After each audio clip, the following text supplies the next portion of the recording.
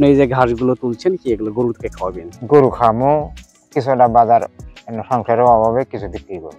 চরাঞ্চলের মানুষের জীবনের গল্প অন্যরকম। আপনাকে যদি বলা হয় ভ্রমণে বাংলাদেশের প্রিয় জায়গা কোনটি, আমি নিশ্চিত করে বলতে পারি আপনি বলবেন হয়তো কক্সবাজার, রাঙ্গামাটি, বান্দরবান বা সিলেটের কথাই বলবেন।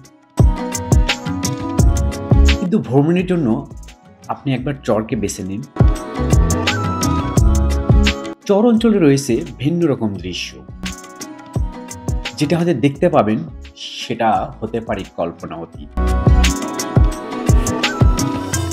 চরে আপনি একবার প্রবেশ করে দেখুন, আপনার চোখ ও মন দুটি জুড়িয়ে যাবে। আমি এখন যে জায়গায় অবস্থান করছি এটা সারিয়াকান্দির মথুরাপুর ঘাট। নদীর এপার থেকে ওপারে যাব, খুব সামান্য জায়গা, কিন্তু অনেক কষ্টেও নৌকা পাচ্ছিলাম না, কারণ ঘাটের যে নৌকা সেটা 30 মিনিট আগেই ছেড়ে গিয়েছে।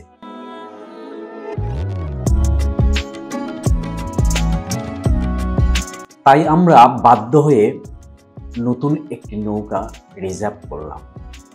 খুব সামান্য জায়গা হলেও ভাড়া আমাদের কাছ থেকে 200 টাকা নিয়ে নিলেন।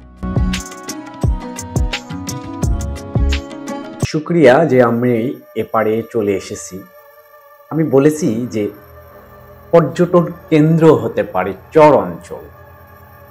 আমরা হাজার হাজার টাকা খরচ করে কক্সবাজার যাই, ঠিক এখানে যে অনুভূতিটা পাচ্ছি কক্সবাজারে এইটাই পাওয়া যাবে। আলহামদুলিল্লাহ আমরা এপারে সুন্দর নয়নভিরাম দৃশ্যের জায়গায় চলে এসেছি।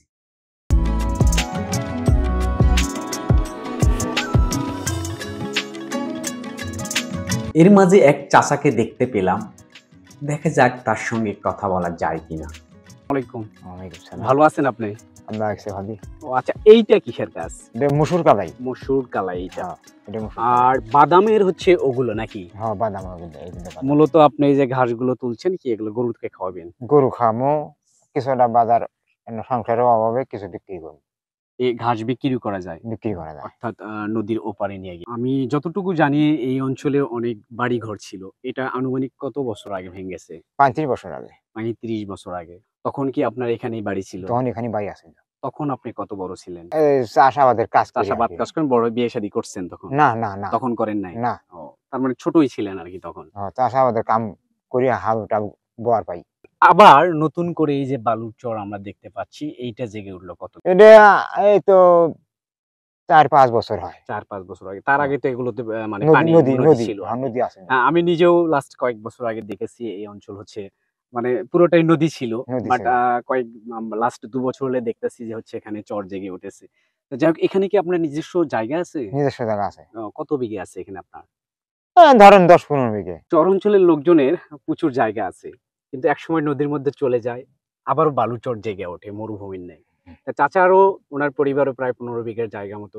এখন কি এখানে চাষাবাদ মোটামুটি করতে পারছেন? হ্যাঁ, হালকা কিছু। হালকা কিছু? সবগুলি না। যেটা মসুর ডাল হচ্ছে, বাদাম হচ্ছে, আর কি হয়? আর ধান, গাঞ্জা ধান না আছে না। গাঞ্জা ধান ওই নামা অঞ্চলে। হ্যাঁ, ভুট্টা চাষ করা যাবে। আমরা যে বাজে থেকে সামনেবার চেষ্টা নিব। আমরা 2টা মেয়ে একটা ছেলে। বগুড়া আজ ভাগ করে যে পড়ে যে বিশ্ববিদ্যালয়ে ভর্তি হওয়ার জন্য চাষ নিছে। তাই আমার তো গরিব মানুষ, খাইতে খাওয়া মানুষ, আমরা ছেলেটা পড়ার জন্য উদ্যোগ নিয়েছে। ফার্স্ট ইয়ারে পাস করে ওখানে কোচিং দিয়ে 3 জায়গায় পরীক্ষা দেওয়া নিব, ঢাকা, রাজশাহী আর খুলনা। পদ্মা এবং যমুনা বৃহৎ নদী, এবং এই নদীগুলোর ওপারে বাদ দেওয়ার কারণে আপনারা জানেন যে প্রায় চর জেগে ওঠে। তো এই চর অঞ্চলগুলো আমরা কাজে লাগাতে পারি। আমি লাস্ট গত দিনে যে চরটাতে গিয়েছিলাম সেখানে দেখেছি যে প্রচুর পরিমাণে পেঁয়াজের চারা লাগাচ্ছে, সেখানে পেঁয়াজ উৎপন্ন হচ্ছে। এরকম চরগুলোতে পেঁয়াজ, মসুর ডাল, এরপরে ভুট্টা, আরো বিভিন্ন ধরনের আবাদ করে আমাদের দেশকে সমৃদ্ধির পথে এগিয়ে নিয়ে যাওয়া সম্ভব। কিন্তু আমরা যদি যথারীতি কাজে লাগাতে পারি, আর এই সব কৃষক যারা একসময় এখন ভূমিহীন বলতে হবে, ভূমি থেকেও ভূমিহীন, তাদের পাশে যদি দাঁড়াতে পারে আমাদের সরকার, আমাদের বেসরকারি প্রতিষ্ঠান, তাদের যদি আপনারা জানেন সার, কীটনাশক এগুলো এখন জমিতে প্রচুর পরিমাণ ব্যবহার করতে হয়। এগুলো যদি যথারীতি ব্যবহার, তাদের কম মূল্যে দেওয়া বা ফ্রি দেওয়াও সম্ভব, তাহলে আমাদের দেশটা এগিয়ে যাবে। আমাদের যে খাদ্যের ঘাটতি রয়েছে সেটা যথাযথভাবে পূরণ হবে। কখন আসছেন আপনি এখানে? সকালে আসছি। সকালে? দুপুরে কিছু খেয়েছেন? দুপুরে কিছু রুটি আনছিলাম। আচ্ছা, আবার এখন চলে যাবেন? হ্যাঁ। আচ্ছা, তো ঠিক আছে, ভালো থাকেন। আপনার জন্য দোয়া রইলো, আমাদের জন্য দোয়া।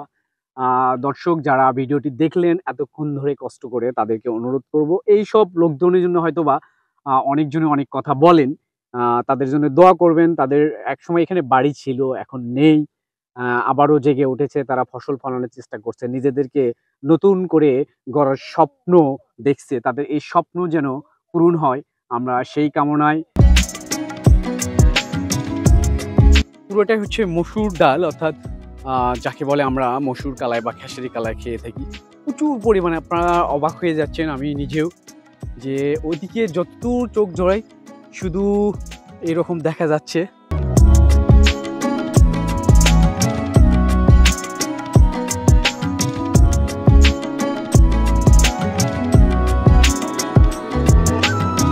কারণ আপনারা জানেন নদীর বৈশিষ্ট্য হচ্ছে এরকম যে ভাঙ্গে আবার গড়ে। সো গড়ে ওঠায় অনেকজনই আবার নতুন করে এখানে আপাতত বিভিন্ন ধরনের ফসল ফলাচ্ছে। আমি, আপনারা দেখছেন যে মূলত শাক তুলছি।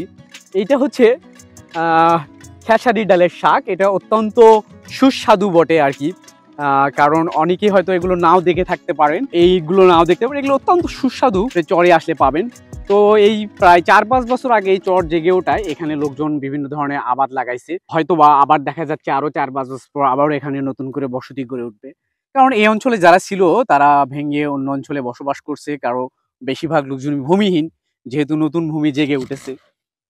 তো আমাদের চর অঞ্চল বাংলাদেশের আমরা যদি যথারীতি কাজে লাগাতে পারি, তো আমাদের অনেকটাই দেশের উন্নয়ন এগিয়ে যাবে। দেশের সবজি বা অনেক কিছু রপ্তানি করতে হয়, সেগুলো করতে হবে না। কারণ মসুর ডাল, খেসারি ডাল, মাসকলাইয়ের ডাল, ভুট্টা, মরিচ প্রচুর পরিমাণে চর অঞ্চলে হয়ে থাকে। আপনি যদি মন থেকে, হৃদয় থেকে দেখেন, আসেন, অনুভব করেন, তো সত্যি অনেক ভালো লাগবে। কারণ চরের অঞ্চল হতে পারে আমাদের পর্যটনের একটা অন্যতম খাত। আমরা সাধারণত ঘোরাফেরা বলতে বুঝি আমাদের যেতে হবে কোথায়? কক্সবাজারে, যেতে হবে সেন্ট মার্টিনে, যেতে হবে কুয়াকাটা বা সিলেট। পর্যটন বলতে আমরা ওই অঞ্চলে বুঝি, বা এখন অসংখ্য পার্ক গড়ে উঠেছে।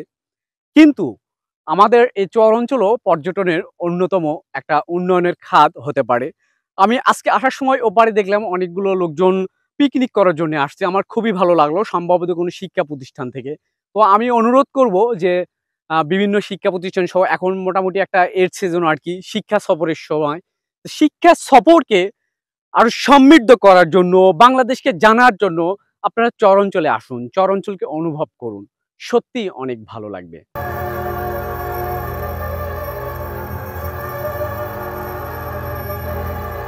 চরাঞ্চলের বড়দের পাশাপাশি ছোটরাও অনেক কাজ করে থাকে। তারা কঠোর পরিশ্রমী। দূরে দুইটি বালক আপনারা দেখতে পাচ্ছেন, এপার থেকে তারা ঘাট সহ অন্যান্য কিছু নিয়ে যাচ্ছে ওপারে। ছোট্ট একটি ডিঙ্গি নৌকা তাদের সঙ্গী। এই ডিঙ্গি নৌকা করেই ওপারে পার হবে। হয়তোবা আপনার আমার অনেক ভয় লাগতে পারে, কিন্তু তারা নির্দ্বিধায় চলছে, কারণ চরের লোকেরা অত্যন্ত সাহসী হয়। তারা বিদায় নিয়ে চলে যাচ্ছে নিজ গৃহে। সন্ধ্যা চলে এসেছে, আমাদেরকেও যেতে হবে। সবাই ভালো থাকবেন।